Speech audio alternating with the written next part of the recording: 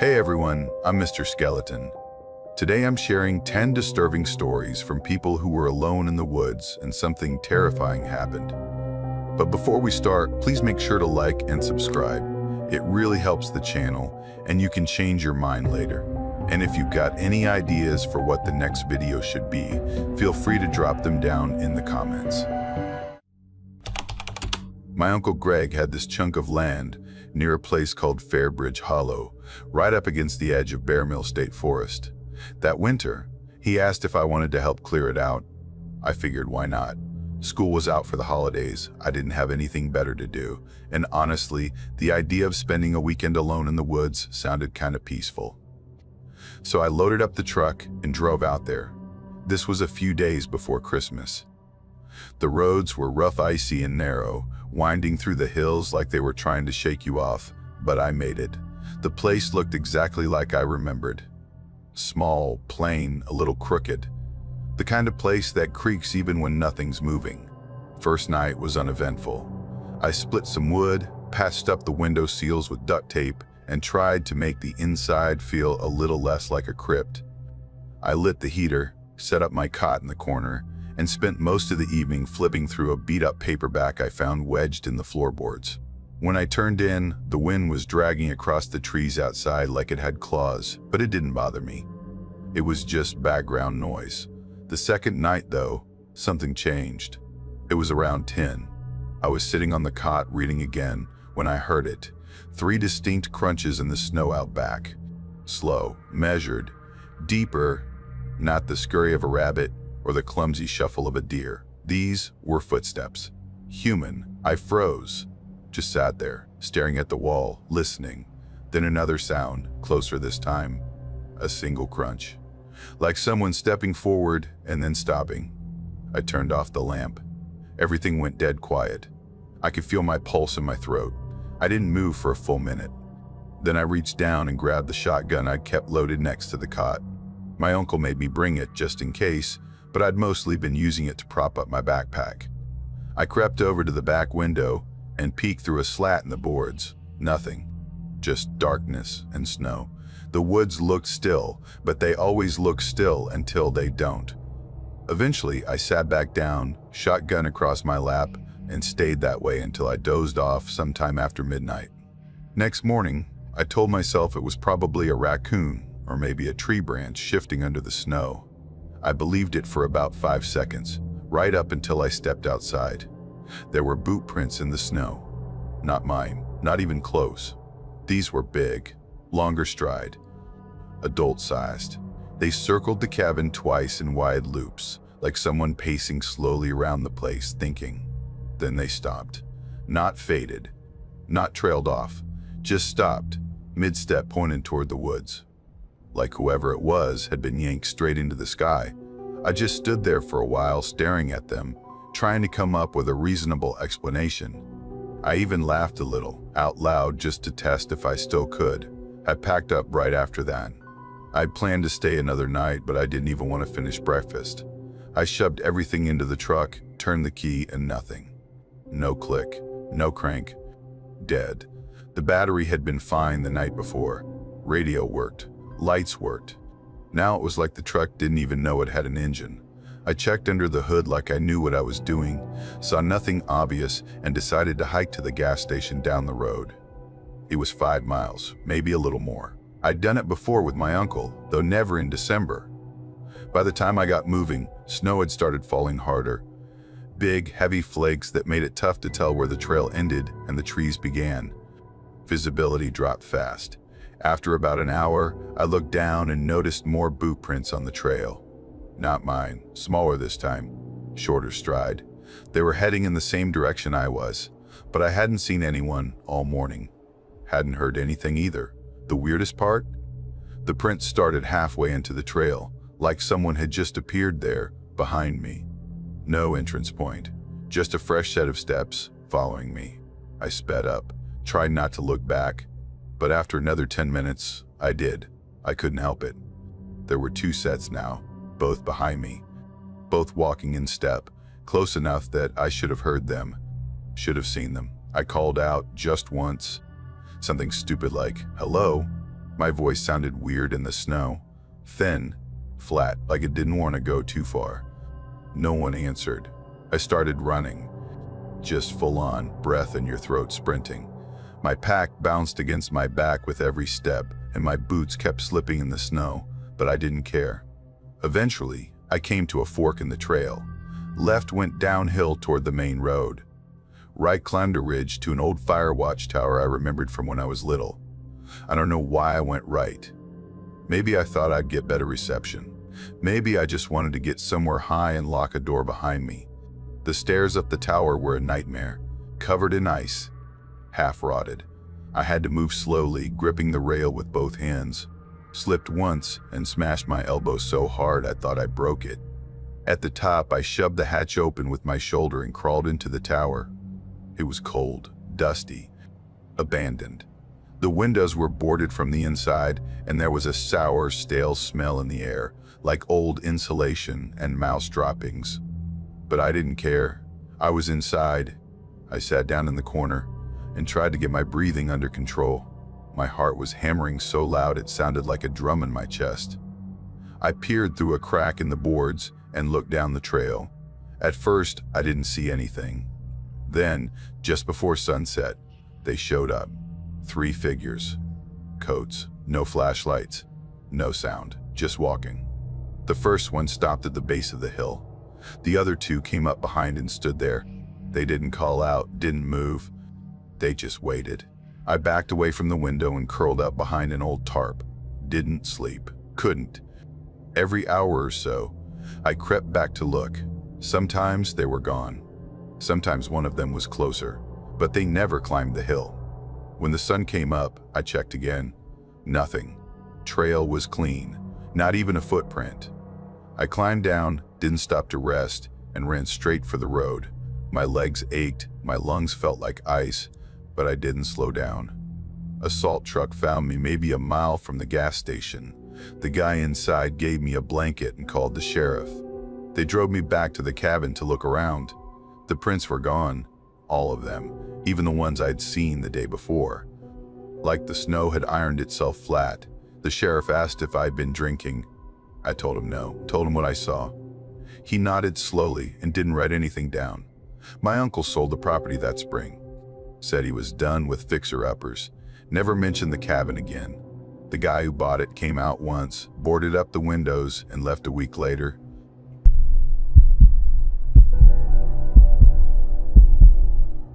The trail wasn't long, just shy of 3 miles total, but it felt longer coming down in the dark. I'd figured I'd be up and back before it got properly late, but I didn't account for how fast the light disappears in December. I'd gone up the ridge alone to try and get a signal. My cousin Ray was off for the week helping one of her neighbors cut and haul firewood, and I said I'd stay behind to feed the dogs and keep the place from freezing over. I'm not from the area exactly. Grew up in a small town about an hour and a half away, but I'd been to Ray's enough times to know the woods around her place. They weren't unfamiliar. The ridge trail was steep and winding, but well marked. Nothing tricky. I figured I'd hike up, send a few texts, maybe check the weather, and get back down before full dark. That didn't pan out. At the top, I had nothing. Not even a flicker. I tried the usual routine, held my phone in the air, spun in slow circles like some kind of desperate scarecrow, hoping the sky would notice. The phone didn't budge. No bars, no roaming. Just the cold biting deeper and the wind pushing harder across the ridge. I gave up after a few minutes. My hands were numb and the light was fading fast. I had my flashlight, but still, the trail down was rough. It's narrow, with loose shale in places, and the boots I was wearing had just about 0 tread left. I didn't want to take a spill halfway down and spend the night crumpled around a rock, so I took it slow. Flashlight out, watching my step. I was about halfway down when I saw him. At first, I thought I was seeing a tree out of place or maybe a large stump, but then it moved, just a shift, and I realized it was a person, standing just off the trail, not really hidden, just waiting.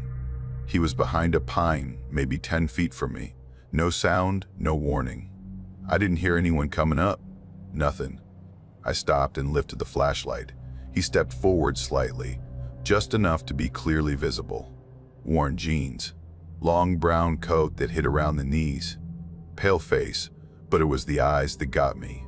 He didn't blink or flinch at the light, just stared at me like the beam wasn't even there. "Hey," I said, trying to sound casual. "You all right?" No answer, no shift in posture, not even the sound of breath. He was completely still. "You lost or something?" Still nothing. I felt my throat tighten, but I kept my tone calm. Maybe he was drunk. Maybe he'd gotten turned around. But who hikes up here this time of year with no light, no gloves, and no gear? He took a slow step forward. I started backing up, keeping the flashlight on him. The trail was narrow here, no room to turn around fast without risking a fall. Then he smiled. It wasn't wide, wasn't friendly either. It was like he knew something I didn't. He asked, "You come up from the hollow?" His voice was thin, kind of scratchy, like he hadn't used it in a while. No strong accent, but it felt wrong, hard to explain. "Yeah," I said, staying at Ray's, just heading back. He nodded slowly. "That's good. You want to keep going?" "I plan to," I said, and tried to give a little laugh, like it was all fine, no big deal. He moved again, just a step, almost casual, and slipped his hand into his coat. That's when my stomach turned. I thought he might be pulling a knife or something worse. My grip tightened on the flashlight, but he didn't pull a weapon. He pulled out something else. Thin, dark, looked like a length of wire or cord. Held it loose in his fingers. "You're gonna hear something soon," he said. "Might sound like it's behind you. Might sound like it's ahead. You don't stop." I didn't respond. I didn't move.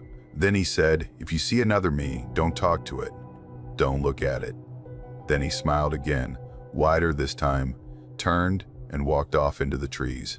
Not down the trail, just sideways, into the dark. I stood there a moment longer, trying to convince myself not to run. Then I started moving, not sprinting, not yet, but fast, careful, focused.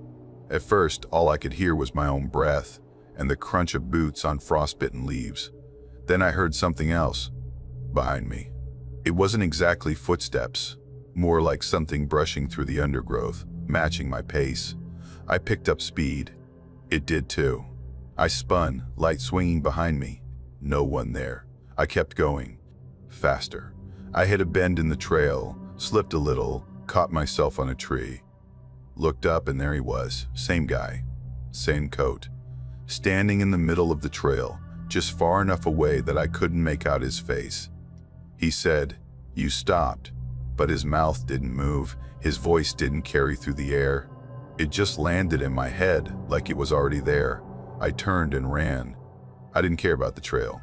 I didn't care if I fell. I just ran. But the trail started to feel wrong. The turns weren't where they should have been. Landmarks were off. A dip that hadn't been there earlier. A downed tree that looked too fresh. I passed that same slab of rock I'd stood on at the top. My boot print was still there in the frost. I'd looped. Someone was up ahead again. I didn't wait to see who. I cut left off the trail, crashing through underbrush, ducking branches. The slope dipped hard and I slid, tumbling partway down, catching myself on roots and rocks. Downhill, I could see the floodlight from Ray's barn through the trees, a faint yellow glow that looked like safety. I pushed toward it. Branches clawed at me. I tripped, rolled, got back up, hit a steep drop and slid the rest of the way to the creek. The water was ankle deep and bitter cold. I splashed across, skin going numb instantly, and clawed up the opposite bank. I didn't turn around, but I heard it, someone stepping into the water behind me. I ran until the clearing broke open in front of me. The porch light was still on. The dogs were barking inside like they were losing their minds. I didn't use the key, just slammed into the door with my shoulder, burst inside, and locked everything behind me. The dogs circled me, tails down, hackles up, not barking anymore, just low, uncertain growls. I crouched by the wood stove, flashlight off. Stayed there for over an hour, waiting for something to knock, to call out.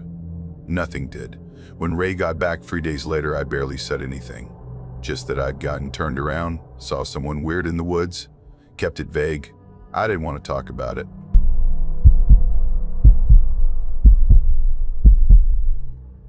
A few years back, I ended up spending a weekend alone at my uncle's hunting cabin. It's buried deep in the woods outside a tiny town called Blue Bank.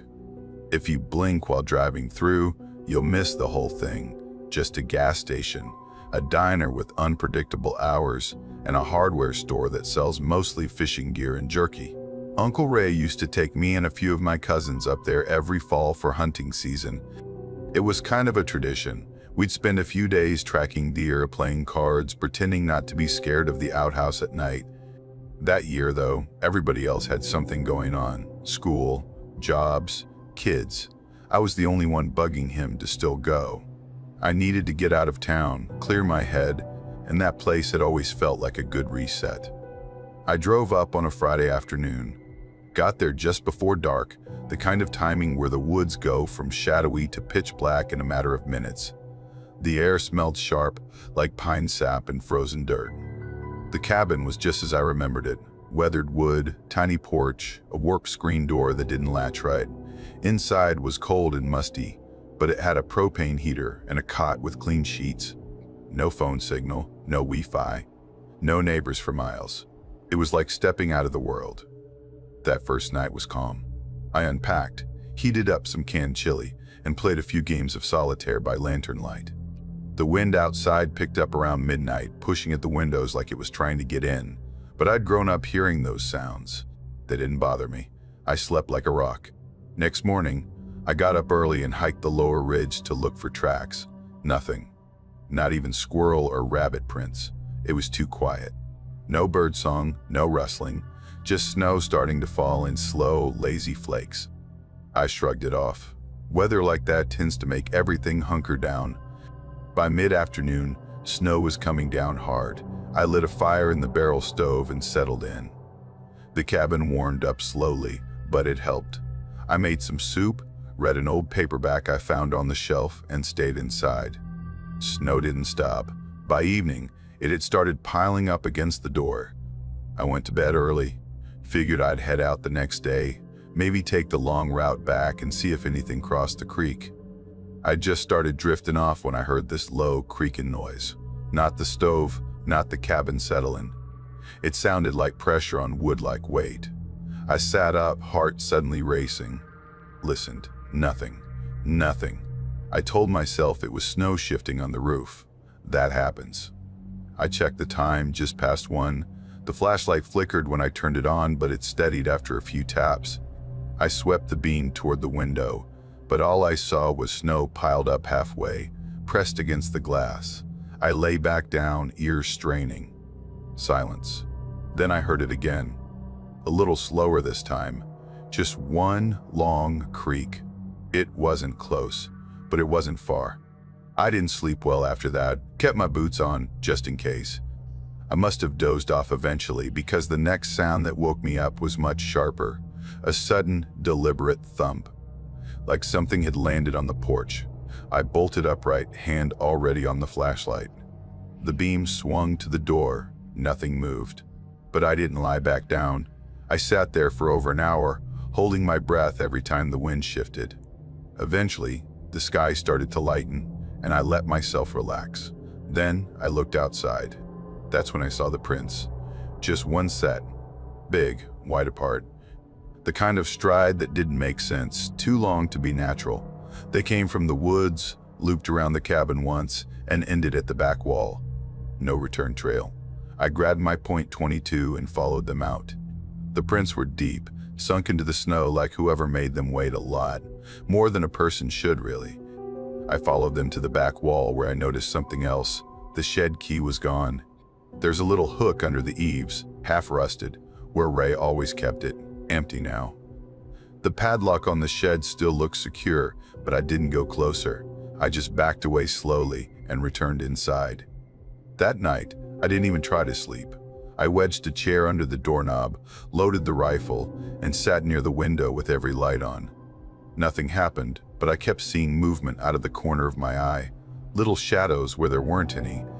By morning, I was done. I packed my gear, layered up, and opened the front door. and froze. Something had nailed a dead bird, tiny, black, freshly killed, right into the doorframe. Blood had dripped onto the snow below, bright red and recent. The nail looked old, like it had been yanked from somewhere and reused. I didn't even lock the door behind me. I just started walking. The main road was snowed in, so I cut across the ridge, aiming for the highway. It was a longer route, but I'd taken it before. I could make it out before dark if I moved fast. The trees started thinning as I climbed, and that's when I saw more prints. Same size, same awkward spacing. Headed toward the old fire tower. What was left of it anyway. It collapsed years ago, just a pile of rotting beams now. I gave those tracks a wide berth. Somewhere below me, a branch snapped. Not a little one either. Loud enough to make me stop. I turned around. Nothing. Just woods and white. But everything was still, way too still. No birds, no wind in the trees. Even the snow felt heavy, like the air didn't want to move. I kept walking. Eventually, I reached the gravel road.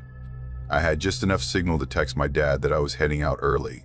The message took a minute to send, but it went through. 10 minutes later, my phone buzzed again. I thought maybe it was him checking in, but it wasn't. The screen said unknown, and the message just said, "Don't come back without my key." I stopped in my tracks. My mouth went dry. I stared at the screen too long. Then another one came through. "You left my door open." I turned around, slow. Still nothing. No tracks behind me. No sound. Just snow hissing sideways in the wind. My legs didn't want to move, but I forced them. 15 minutes later, I heard something else. A laugh. It wasn't close, but it wasn't far either. It came riding on the wind, thin and weirdly cheerful, like someone pretending they knew what laughing sounded like, trying too hard to fit in. There was something off about it, too long, too forced, like it didn't belong in a human throat. I ran, didn't look back, didn't stop until I saw headlights. A long-haul trucker picked me up. I told him I'd gotten lost while hunting.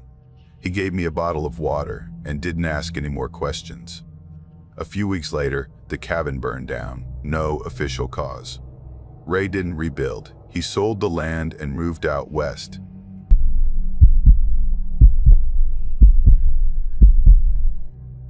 My cousin Jordan owns a small patch of land down near Greystone Hollow, southeast Tennessee. His old hunting cabin is tucked into a clearing, maybe a mile and a half off Bear Hook Trail. I packed a week's worth of supplies, cans, dry goods, instant coffee, more instant coffee, and a propane heater just in case the wood stove flaked out on me. Left my phone in the glove compartment on purpose. I didn't want to see notifications. I didn't want the option. I drove up in early December, right before the roads started getting icy. The cabin was about what I remembered. Small, quiet, just one room with a narrow bunk, a crooked shelf full of ancient paperbacks, and the iron stove right in the middle like some grumpy old fixture. It smelled faintly like wood smoke and damp socks, but in a cozy way. Out back was a tool shed with a padlock on it and a rusted folding chair half buried in leaves. No plumbing, obviously. You bring your own water or melt snow if you're desperate.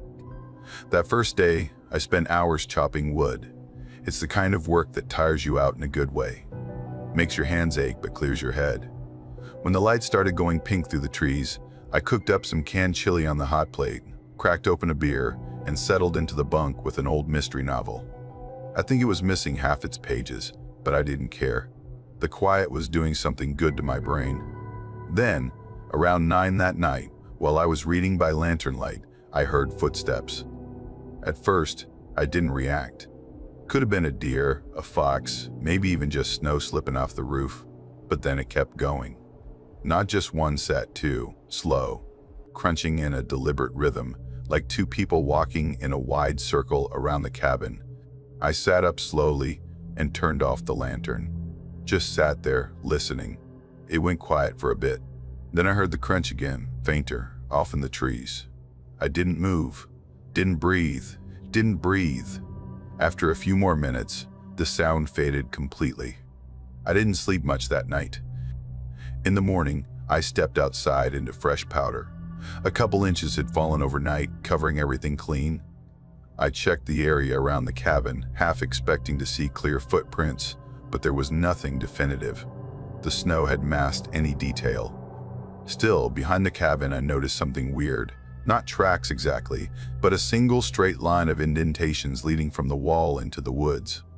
Almost like someone had dragged a pole or stick. It wasn't jagged or sloppy, it was even. Intentional. It made my skin crawl. But I told myself it could be anything. Maybe a branch fell and got pulled by wind. Maybe an animal. I didn't know. I made breakfast, brewed some gritty cowboy coffee, and tried to shake it off. That second night, I kept the lantern on. I didn't want to sit in the dark with my imagination running wild. Just before midnight, I heard knocking. Not on the door, from under the floor. 3 knocks, evenly spaced. Then nothing. Now, the cabin's raised a couple feet off the ground, sitting on old cinder blocks. There's a crawl space underneath, but no one sane would try to wedge themselves in there. Too narrow, too rocky, probably full of raccoons and old nails. Still, I grabbed the flashlight, opened the front door, and swept the beam around the base of the cabin. Nothing. No movement. No sign of anyone or anything. But when I came back inside, I noticed something else. My boots were gone. I'd left them by the bunk, inside, right next to my bag. They weren't there. I checked the corner, under the bunk, near the stove. Nothing. Just empty floorboards and the strange, low creaking of the wood as I paced. That night, I stayed up fully dressed, sitting against the far wall with the propane heater on low. I kept waiting for some sound footsteps, another knock, but the silence was worse. It felt stretched, like the kind of silence that listens back. In the morning, I opened the door and the boots were on the porch.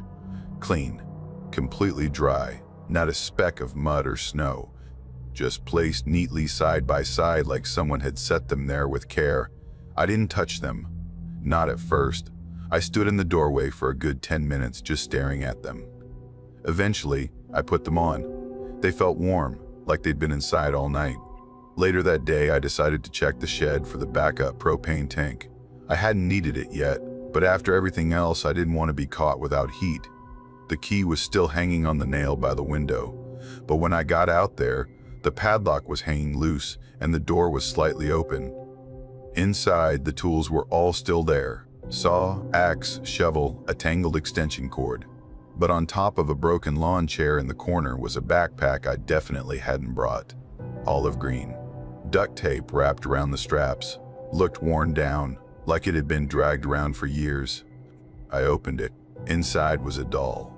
Human-shaped. Wrapped tight in off-white cloth, like gauze or an old bedsheet. The eyes were hand-drawn with black ink, oversized and slightly crooked, with short, jagged lines radiating out like lashes. The mouth was sewn shut with thick, black cord. No limbs visible, just the outline under the wrapping, like someone had tied it down too tight. I zipped it back up, walked it to the edge of the woods, and set it down gently. I didn't throw it. Didn't want to look panicked. I just left it there and walked back, feeling like I was being watched the entire time. That night, I turned off everything. No lantern, no fire, just sat there in the dark, wrapped in 2 blankets, holding the flashlight and listening. At 1:32, I heard steps on the roof. Light, careful steps, not scrambling like an animal, pacing. One slow step at a time, all the way from one edge of the cabin to the other. The roof creaked softly with each shift of weight. Then silence. I stayed absolutely still for hours, not even sure if I blinked. By dawn, I'd packed everything. I wasn't trying to wait out the week anymore. I wasn't trying to make sense of any of it. I just wanted out. When I opened the door to leave, I saw a carving on the inside. I swear it hadn't been there before. A circle with 3 arrows pointing inward toward the center, rough but clear, like it had been scraped in with a knife or a nail. I stepped outside. The snow was fresh again, just a thin layer, no footprints near the cabin. But about half a mile down the trail, I saw them bare human footprints, not boots. Bare feet, toes, heel, the whole shape, headed in the same direction I was going. They ran alongside my trail for a while, then veered off into the woods. I didn't stop walking. When I got back to my truck, there was something hanging from the driver's side mirror.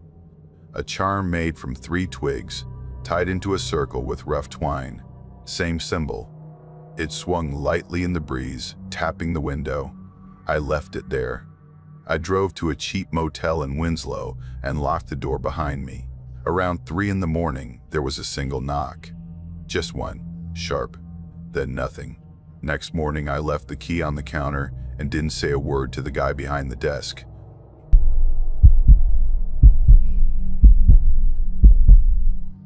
I'd landed this winter caretaker job through a friend of a friend. The gig was to watch over a privately owned trailhead lodge about 6 miles past Halter Gap, up in the Blue Ridge foothills in Braxton County. The couple who owned it, Mary and Ron, were both retired park rangers who'd built the place themselves years ago as a kind of quiet escape. And for the first week or so, it was exactly that. Quiet. Solitary, sure, but peaceful in the kind of way you don't appreciate until you've been alone long enough to forget what traffic sounds like. There was no cell signal at the cabin. Nothing at all once you passed the tree line. I could check emails if I hiked 5 minutes back down the access road, but that got old quick. After a few days, I stopped bothering. I settled into a rhythm, checking the generator in the morning, bringing in firewood, running water through the pipes so nothing froze, reading, eating, trying to keep warm. That particular night, the snow had stopped falling by 6. I remember that clearly because I was outside stacking wood when it tapered off. The sky went this kind of flat gray and everything got weirdly still. I could hear the snow melt dripping off the edge of the roof before it froze again. I locked up the wood bin, double-checked the door, then made my usual rounds, looked at the propane tank, confirmed the generator was still running. Everything was fine. I went upstairs to brush my teeth and call it a night. That's when I heard the knock. 3 of them, distinct. Not loud, not frantic, just there. Like someone tapping their knuckles softly against the wood. It wasn't the front door. It came from the side of the cabin, the wall next to the bathroom. Now, the thing about that side of the house is there's no porch, no path. It just drops off into a slope filled with tangled rhododendron and pine roots. Even in daylight, it's not something you'd casually hike up. In the dark, through snow, you'd have to know exactly where you were going. You'd have to want to be there. I stood there with my toothbrush still in my mouth, completely still, just listening. Nothing else followed. No footsteps, no voices, no more knocking. After a while, I spit in the sink, turned off the bathroom light, and stepped quietly down the hallway toward the narrow window. From there, I could see a sliver of the slope and the trees beyond, all silver blue in the moonlight. No movement, no tracks, just the wind pushing faint ripples across the snow. I stared out for maybe 5 minutes. Then I went back to the bedroom. I didn't get undressed. Just lay down on top of the blanket in jeans and a sweatshirt, left the light on, and stared at the door. I kept listening, straining for anything that might explain those knocks. Hours passed. I must have dozed off at some point because the next thing I remember, I was waking up suddenly to a noise above me. Something shifted on the roof, slowly. It wasn't snow sliding off or branches creaking. It had a weight to it, something alive. I held my breath and listened again. The roof is steep, steep enough that I'd never even considered someone might be able to walk on it. But this wasn't walking. The sound was too careful, too slow. It was like something, or someone, was crawling across the shingles. My whole body tensed. I sat up in bed, heart hammering, not even blinking. The sound moved steadily for a few seconds, then stopped. I stayed frozen like that for 20 minutes, not sure if I was more afraid to move or afraid I'd start hearing it again. Eventually, I got up and crept downstairs, quiet as I could. The stairs creaked once, and I stopped immediately, holding still, listening. Still nothing. Just the steady, low hum of the generator outside. I made it to the living room and grabbed the flashlight from the side table. Then I moved to the front windows and aimed the beam toward the roofline, hoping maybe I'd catch sight of something. A boot, a piece of clothing, Anything that would make sense. There was nothing. Just the snow piled along the edge of the roof and the pale outline of tree branches swaying in the wind. I didn't go back upstairs. I stayed in the living room the rest of the night, sitting on the couch with the flashlight in my lap. I didn't light the fire again, just let it burn down to cold ash while I watched the window and waited. Whatever it was, never came back. When the first light started coming through the trees, I opened the front door and stepped outside. Everything looked exactly the same. Still, untouched. But then I saw the footprints, one set, coming down from the ridge behind the cabin. Not fresh fallen snow anymore. It had crusted a little overnight, but the prints were still visible, crisp enough to follow. They curved around the house, careful and direct, until they stopped beneath the wall on the slope side. The same side where I'd heard the knock. I looked at them closely. They weren't boot prints. That was the first thing I noticed. The shape was off, narrow at the heel and wider toward the toes, like someone had their feet wrapped in strips of cloth, or maybe duct tape. No tread, just smooth impressions. And then I looked up at the wall. Right under the hall window were 6 or 7 long scratch marks. Clean, even, running straight up and down, shallow but clear like finger grooves worn into the wood, as if someone had gripped the siding and pulled themselves upward. There wasn't any ladder, no rope, no tool marks, just those scratches and one cedar shingle near the roof that had been torn partially off, split along the grain, the edge curled outward like something had snagged it on the way up. I circled the entire cabin 3 times. Nothing else. No return trail, no other tracks, no animals. Just that one path coming in from the trees and ending at the side of the house. I stayed inside the rest of the day, ate cold food, didn't go near the window. Every sound felt louder. The wind, the creak of the floor. Even the ticking of the propane heater started to sound wrong. That night, I pushed a chair up under the doorknob and dragged the couch in front of it, just in case. I didn't sleep, didn't even sit down.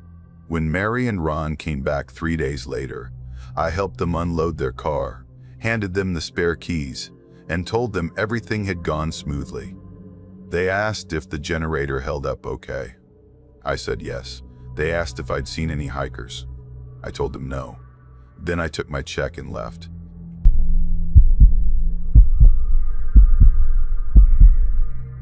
I'd found this listing for a remote cabin just outside of a town called Harper's Hollow, somewhere along the Virginia stretch of the Appalachian backwoods. I'd never heard of the place before, but it looked quiet, exactly what I needed. Finals had just ended, and the whole semester had felt like I was running on fumes. I had this little window of time between the end of fall classes and going home for the holidays, and I didn't tell anyone where I was going. The paved road stopped about 4 miles from the trailhead. After that, it was all packed dirt and scattered rock, and by the time I parked, snow had already started falling. I remember tightening the straps on the borrowed pack I'd brought and just standing there for a second, watching the first flakes melt on my jacket. The hike in took maybe 45 minutes, cutting across this narrow ridge trail with nothing but bare trees and that soft, quiet sound of snow building up over old leaves. It was peaceful, but also hollow, like the woods had hit mute. By the time I reached the cabin, it was late afternoon and getting dark fast. I didn't waste time. I lit the stove, popped open a can of chili, and passed out on top of the sleeping bag I never even unrolled. The next morning, I woke to silence. Snow was already knee-deep outside. Everything was still. No birds, no wind, no creaking trees. Just that thick, muffled pressure you get when snow covers every surface. It made the air feel heavy, like I was underwater. I stayed inside most of the day, just reading, scribbling thoughts into a little notebook I kept for class ideas, and reheating soup on the stove. The kind of day where time stretches in weird ways. You stop checking the clock because it doesn't really matter. Around 6, I stacked some logs by the stove, boiled water for tea, and thought, yeah, this was the right move. That changed after dark. It started with a single crunch, not close, just barely loud enough to hear, like someone stepping on frozen underbrush. I froze. The stove had burned low by then, so the room was mostly shadows, and the cabin didn't have any windows on the wall that faced the tree line. I stayed perfectly still, listening, then nothing. Just that one step and silence. Until a few minutes later, when I heard it again. 2 steps this time. Then a third, slower, like someone changing their mind mid-stride. I tried to explain it away. Could have been a deer, maybe a stray dog, but it didn't sound like hooves. It didn't sound like paws. It sounded like feet. 1 step. Wait, 2 more. Wait, then nothing again. I crept over to the window and pulled the curtain back just an inch. Snow, fog, trees, and a single straight line of prints leading from the woods to the porch, deep and narrow, almost too narrow. They didn't look like boot prints. Not really. I stared for a long time, trying to figure out what I was looking at.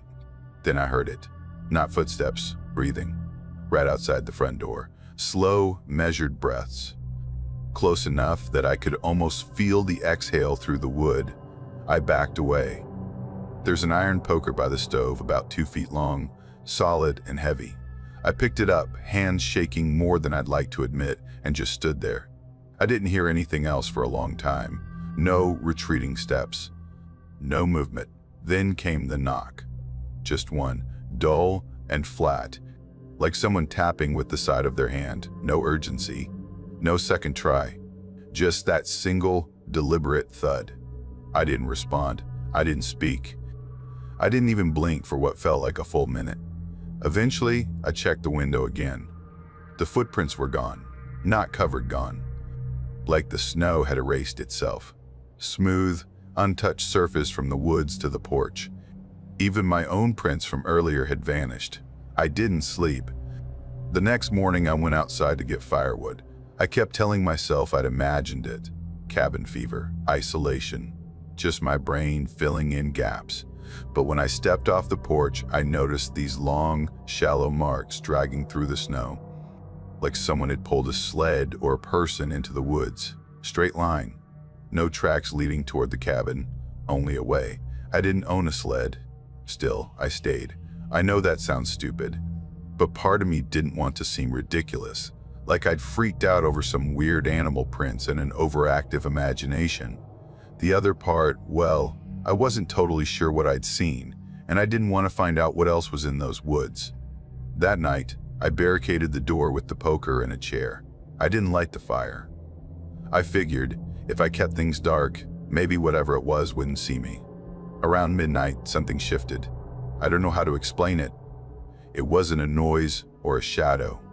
It was a change in pressure, like the cabin wasn't sealed anymore, like the air inside had started leaking. Then I heard it, a low whisper. Not words exactly, just this rhythmic murmur, like someone trying to speak through the cracks in the cabin walls. I pressed my ear to the logs and couldn't tell if it was coming from inside or outside.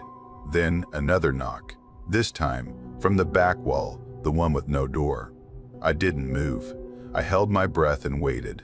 The knocking continued, slow, measured, moving around the cabin. Back wall, left side, then the front again. Always one knock. Pause, another knock, like it was mapping the place. At some point, I noticed frost forming on the inside of the front door. A thin, jagged line, like the cold was reaching through. I checked the stove, still cold. No cracks in the walls, no open windows. And then I heard myself, my own voice, from the woods. Help, it said. Please, I fell. I'm hurt. The tone was exact, same cadence, same pitch. It was like someone had recorded me asking for help and was playing it back through an old speaker. I stepped back from the window. Please help, it said again, closer this time. I can't walk. Then I saw it, just beyond the trees, low to the ground, crawling. Its arms, if that's what they were, bent in the wrong places. It wasn't walking. It was dragging itself forward, pulling with its elbows. The way someone might move if their legs didn't work. I never saw the face. I backed into the cabin's dry closet and shut the door. It barely latched. I sat with my knees to my chest, holding the poker and waiting for the light to change. When morning came, Everything outside was untouched. No drag marks, no prints, not even my own from the day before. But on the front door, scratched in rough, repeating strokes, was a single word, "Come back," not two words, one. Like someone unfamiliar with how language works had tried to replicate something they'd heard. I didn't pack. I left my coat, my bag, even my boots. I shoved my feet into the thinnest pair of sneakers I'd brought, grabbed the stove poker, and walked the entire 4 miles back to my car without stopping once.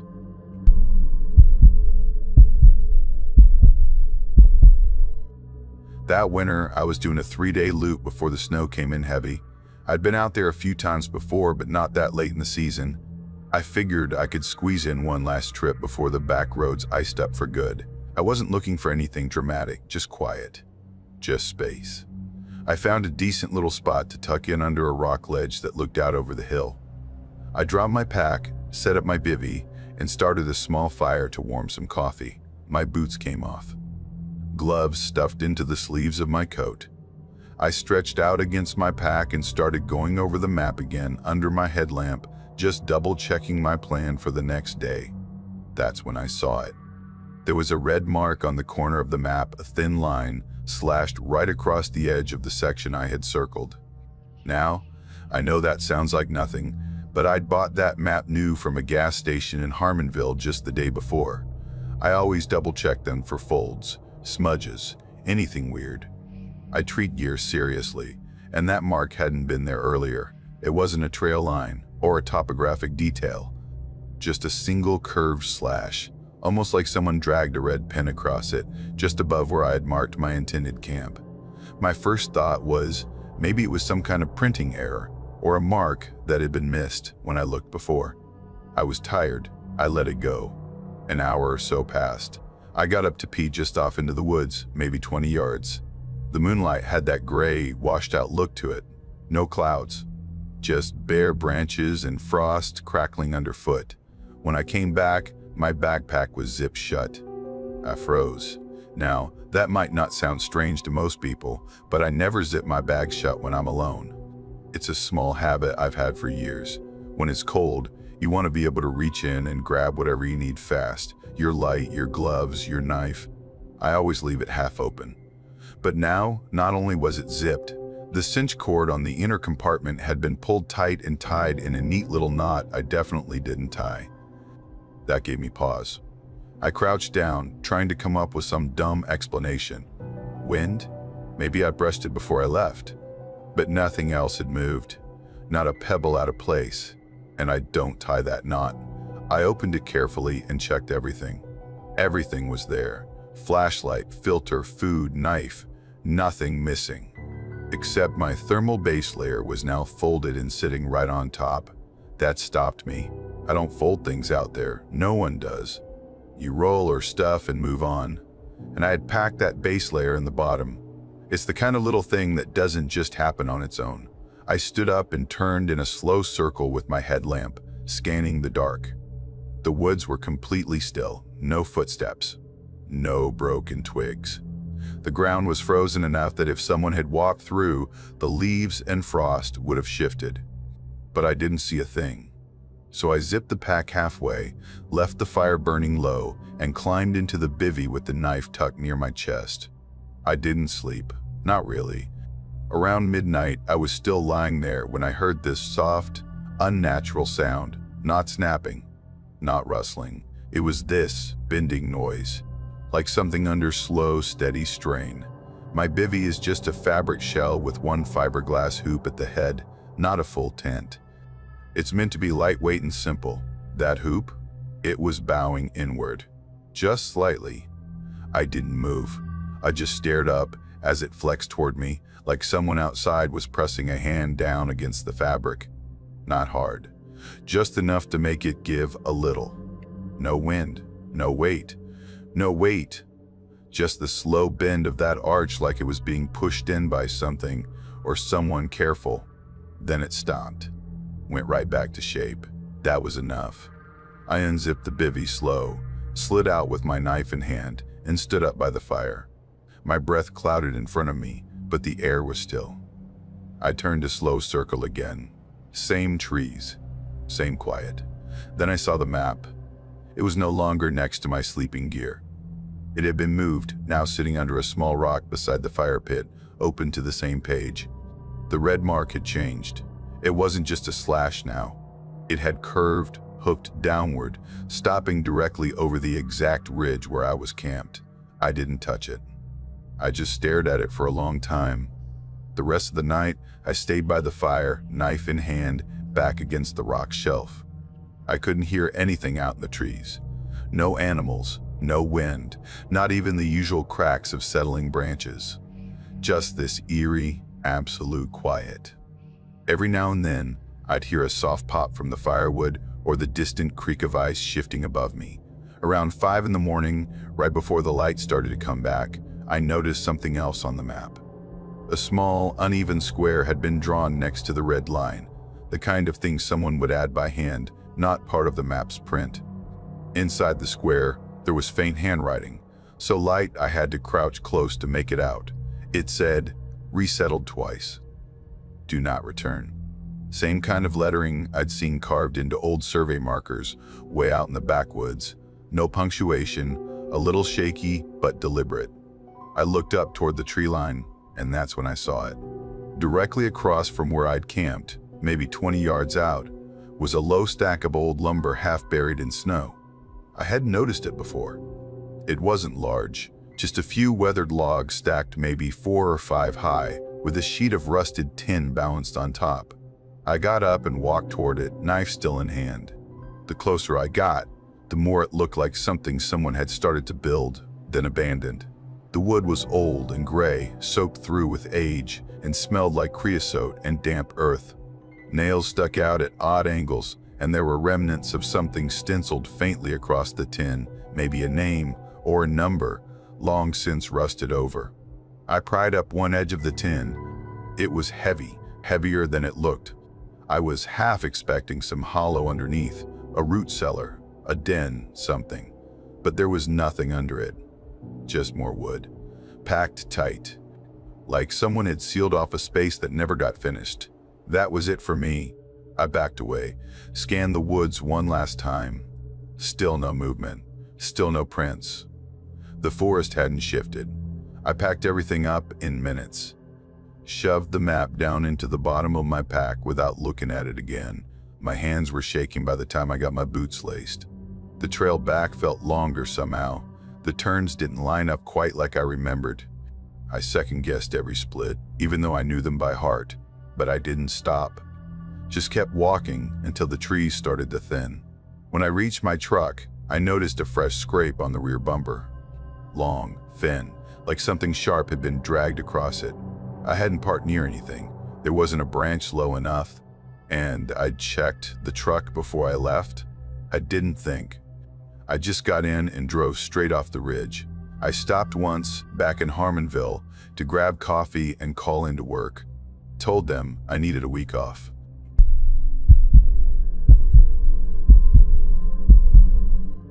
I'm 31, and I've spent pretty much my whole life tucked into the Blue Ridge part of Appalachia.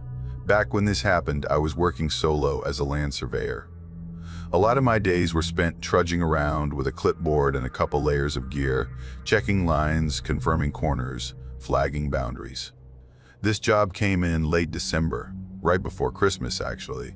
A parcel up in a less traveled section near where the forest thickens fast and cell service drops out before you even park. No big deal. I'd been sent the county's GIS map and some older hand-drawn sketches, probably from the 70s, judging by the paper. I printed a couple copies and loaded up. It wasn't a huge property, just under 20 acres, but rugged. Narrow trails, steep switchbacks, and at least one old timber road that had all but disappeared under underbrush. I didn't head out until mid-afternoon. Looking back, that was my first mistake. I'd spent the morning on another site and figured I had just enough daylight to get through this one. Maybe an hour and a half of decent light if I moved quick. When I got to the access point, the snow on the ground was already packed in icy sheets, not deep, but slick in spots where the sun hadn't touched it for days. The hike in started okay, and I dropped flags at every few turns like usual, bright orange strips tied to limbs about shoulder height. That's how I always did it. Quick knots, snug enough not to fall but easy to spot on the way out. About 40 minutes in, I hit a bend where the land dipped sharply down into a pocket that seemed colder than everywhere else. That's where I realized I'd underestimated the loop. What I thought would be a short hike was actually more of a full circuit, and with the way the slope wrapped, I wasn't getting back the same way I came in. Still, I wasn't worried. I had everything I needed: layered clothing, water, a backup headlamp, extra batteries. I kept moving. My boots crunched through the ice crust as I angled back toward where the ridge should level out. Then I heard it. Not wind. Not wind. Not snow falling from a branch. Just this one solid knock, like a bat smacking a tree trunk. Sharp. Intentional. It echoed through the holler once. That was it. No follow-up. I stopped walking and turned off my headlamp. Just stood there for a second, listening. But everything went still again. Nothing moved. No birds, no rustling. Just cold air and silence. At first, I thought it might have been a tree settling, or maybe even something falling in the distance, but the sound had direction, too crisp. Like someone had done it on purpose. That's when I felt it, that shift. Not panic exactly, but that tightening you get in your chest when something feels just a little off. I decided to head back fast. Follow the flags, retrace my path, and deal with the final markers another day. I wasn't up for wandering in the dark.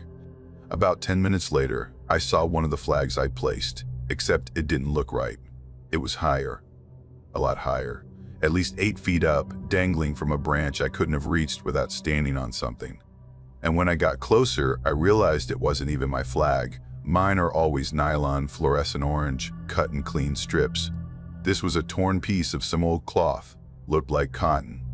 Dyed orange, tied in a sloppy knot, frayed on one end like it had been ripped from something. I just stood there, staring at it. Pulled out my map again like that was going to help, but there was no reason it should be there.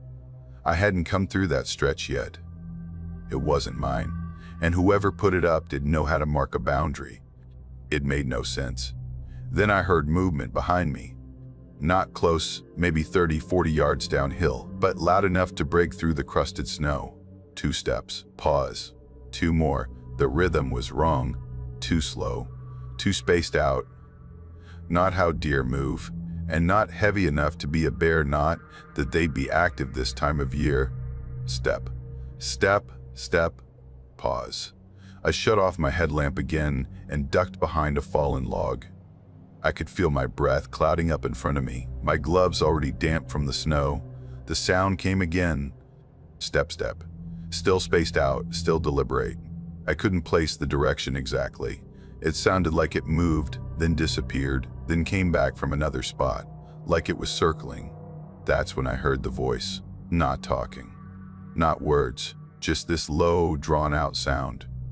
Like a hum, but not steady. It wavered, dropped, almost like someone imitating speech without saying anything real. Like remembering the shape of a sentence but forgetting the language. A man's voice, I think. Deep, but off somehow. Like he was practicing how to talk. I stayed crouched, couldn't make myself move. It was cold enough my knees started to stiffen, but I didn't care. That voice drifted in and out, the rhythm of it never matching anything I recognized. Like a dream where someone's trying to tell you something, but it keeps slipping away.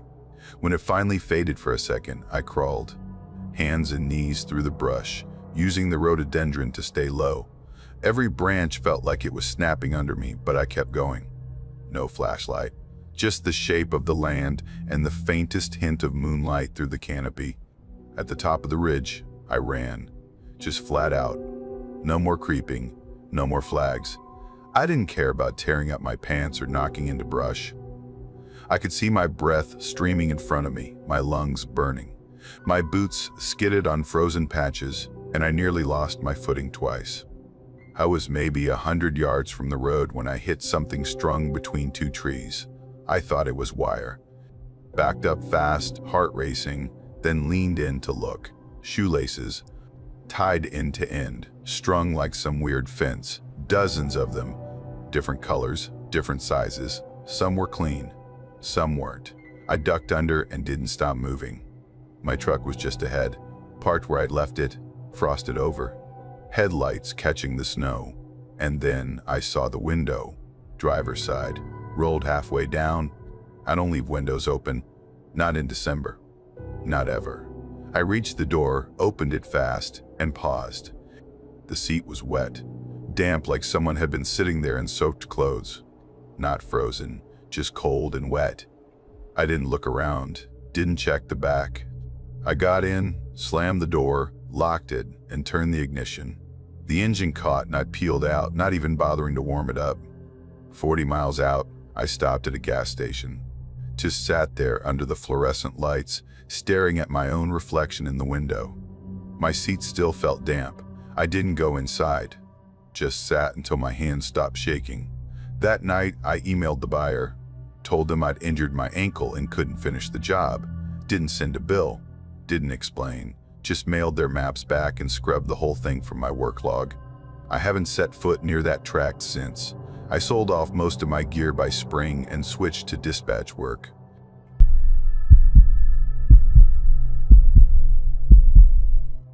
The land belonged to my uncle, a stretch of mostly unremarkable woods, about 30 minutes east of Elbridge. His cabin sat in a shallow basin just off an old trail that wasn't marked on any map. He'd cleared it years ago for deer season, just enough space for the prefab and a half-rotted deck that sagged under its own weight.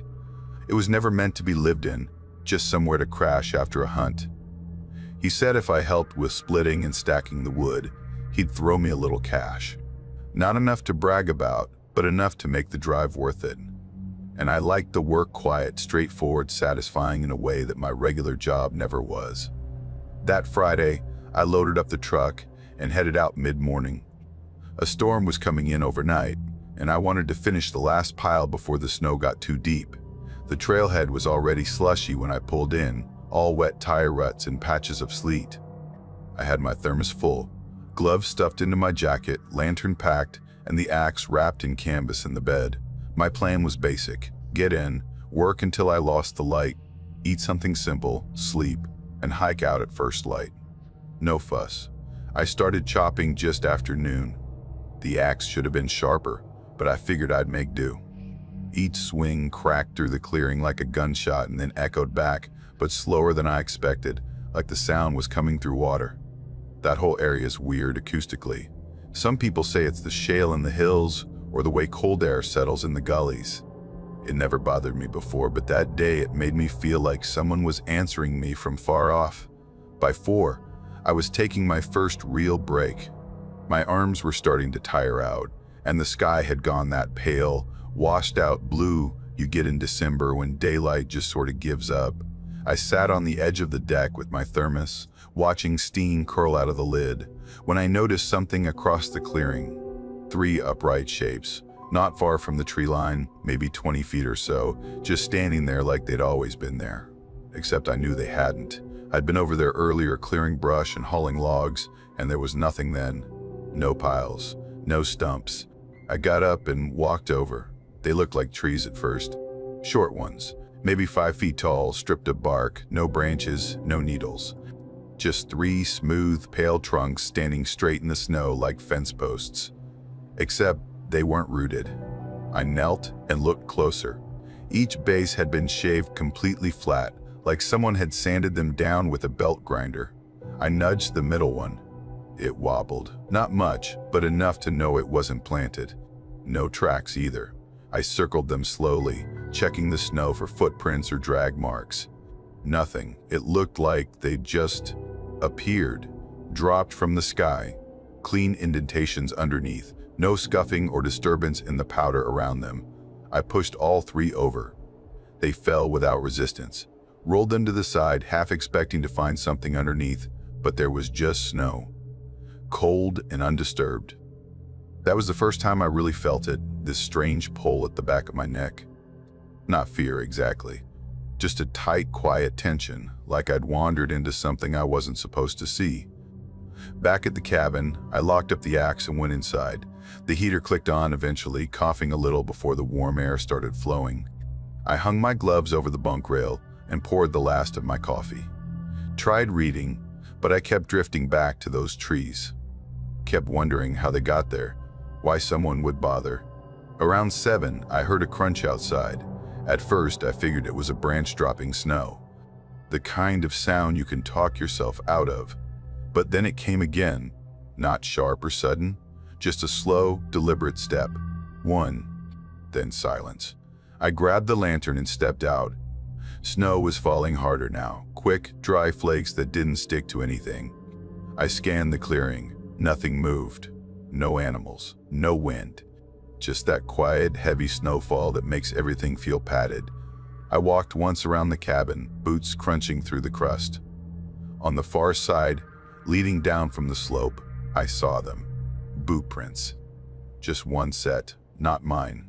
They started about 15 feet out, came in a straight line toward the deck, and stopped just short of the steps. Then they turned back and disappeared into the brush like someone had changed their mind halfway through. I stood over them for a long time listening, trying to catch anything, the flap of a coat, a cough, breath, but there was nothing. Just me and those perfect prints. I went back inside, locked the door, checked it twice, pulled the cot closer and set the lantern near the window. The crunch came again around 8. Same spot, same rhythm. Never closer, never farther. It repeated every 20, 30 minutes. I timed a few of them without meaning to. Just after 10, I heard a knock. One knock, not on the door. It came from the side wall low, near the baseboard. That wall faces nothing. No porch, no crawl space. Just frozen dirt and pine needles under 2 feet of snow. I didn't move. Just sat there staring at the paneling. Lantern flickered. I could see my breath. Another knock, softer, closer to the back corner. I stood, grabbed the axe, crept to the wall, and pressed my ear against it. Silence. I stepped outside again. My boots sank deeper than before. The snow was heavier now, falling fast, almost sideways. I circled the cabin again. No prints. No signs of anything touching the walls. But where I thought I'd heard the knock, the snow felt different. I crouched and brushed some away. It was warm. Not melted, just a little too soft. I pressed my glove into it, and I swear something underneath gave slightly, like I'd pressed on a padded surface. Something shifted just enough to change the shape. I backed off fast. Didn't look twice. Went straight back in, bolted the door, dragged the cot in front of it, and sat up with the axe across my lap until the lantern burned low. Around midnight, I checked the window one more time. The trees were back. Same 3. Upright. Upright. But now, they were right at the edge of the fire pit, closer by at least 10 feet. I hadn't heard anything. No dragging. No branches breaking. They were just there again, perfectly still. At dawn, I threw everything into my pack. Didn't bother folding the cot or blowing out the lantern. Left the cabin door wide open. When I handed my uncle the keys, he didn't say much. Just nodded, handed me an envelope with a check, and mentioned he'd be shutting the place down for the season. I didn't ask what he meant by season. Couple weeks later, I ran into a local guy named Gene, traps mink and bobcat in the Ridge Valleys. He mentioned seeing something weird near the northeast slope, trees stripped clean, standing in weird little clusters, bottoms all shaved flat like someone tried to turn them into stakes.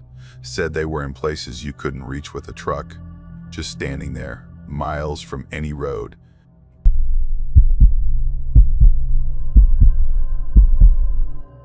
I was 27 when I took the forestry tech job in Ravenshade. The job paid just enough to keep my head above water, and it came with free housing, if you could call it that. They put me up in this old trailer about 10 miles off the main road, parked in a clearing just big enough to turn a truck around in. The official title was Firewatch Technician, but that was a bit generous considering it was December. The fire risk was practically zero by that time of year. What they really needed was someone to monitor trail conditions, collect footage from the mounted cameras, and keep an eye on the tree health, looking for disease, damage, that kind of thing. Most days were slow. I hiked, wrote notes, swapped memory cards, and drank way too much instant coffee. It was quiet out there. That kind of quiet that makes you hyper-aware of every sound, every creak, every gust of wind through the trees. I remember telling myself the silence was the best part of the job. No traffic, no phones, no people asking for favors. Just time to think. But some silences feel heavier than others. You only notice it after a few days, when your own thoughts start echoing back at you. That night, I was reviewing footage from the North Loop. It was one of the longer trails, a gradual climb with a few good overlooks. The wind had picked up earlier in the day, sharp enough to rattle the trailer windows, and the snow was crusting over, brittle and dry. I was halfway through copying memory cards when something in one of the clips caught my eye. Just a flash. A shape, blurry near the edge of the frame. Someone in a red jacket. I paused it, leaned in.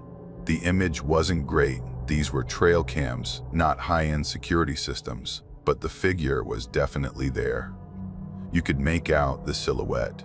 Broad shoulders, arms close to the sides, not walking, not moving, just standing. And it was recent. I checked the timestamp. The clip was recorded maybe 20 minutes before I'd gotten there. That's what made me pause. I'd just been at that spot not long after that clip was taken. I hadn't seen anyone on the trail, and there hadn't been any prints except mine. I'd checked without really meaning to. Just a quick look behind me, like you do when something feels off.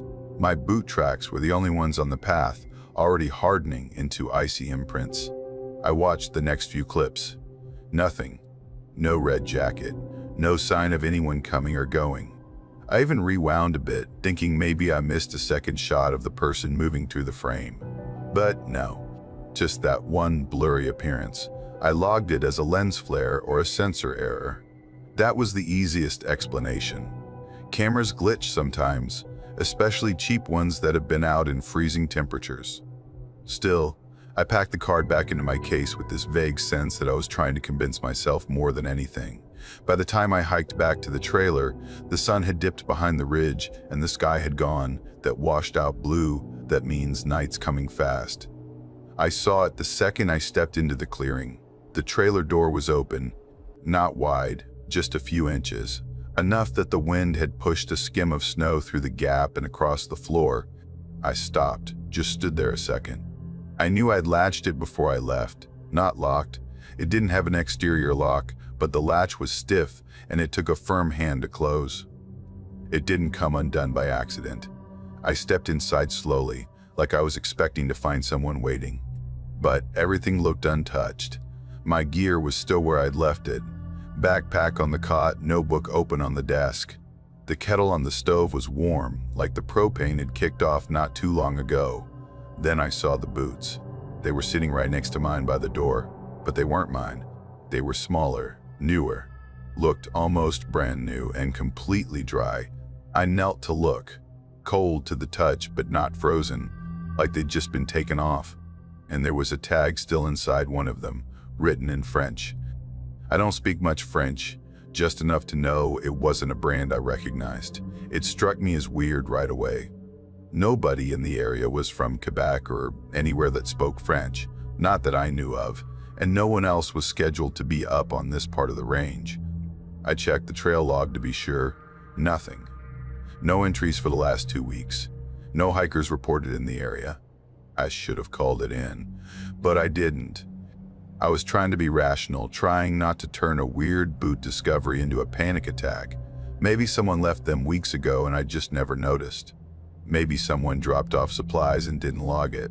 There were ways to explain it. I moved the boots near the stove. Figured if they'd been out in the cold, they could dry off even though they weren't wet. Later that night, around 9, I put them in the supply closet. Out of sight, out of mind. But sleep didn't come easy. The wind had died down, but I kept hearing things. Not loud, just these soft, rhythmic thuds. Like something heavy being set down gently outside. Not footsteps, not branches. Just a sound that repeated every few minutes, low and dull.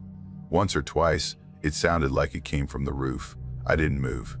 I lay there under the blanket, staring at the ceiling, my pulse in my ears. I tried telling myself it was just the trailer creaking in the cold. By morning, the sky was pale and washed out. I got up, made some coffee, and checked around outside. Nothing looked disturbed. No branches had fallen. No prints in the snow. Nothing. I was ready to write it all off. Just a weird night in the woods, until I opened the closet. The boots were gone. I stood there a moment, just staring into the space where they'd been. Then I opened the trailer door and scanned the clearing. Still no prints.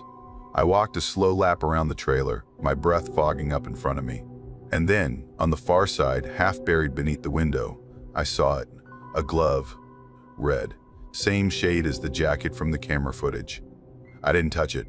I went back inside, locked the door, really locked it this time, used a screwdriver to wedge the latch, and sat down by the window with my notebook. I didn't write anything, just sat there all day, keeping the lights on, not even pretending to work. Next morning, I found the glove again. This time, it was on the counter, right next to the sink. Clean, dry, just placed there. I didn't hesitate after that. Threw my gear into my pack, left the cameras and logs, and locked the trailer from the outside. I radioed base, told them I was coming down a day early because of a system failure. No one questioned it. On the way down the ridge, I kept my head low, boots moving fast. I didn't let myself look back until I reached the last bend before the trail dropped out of view.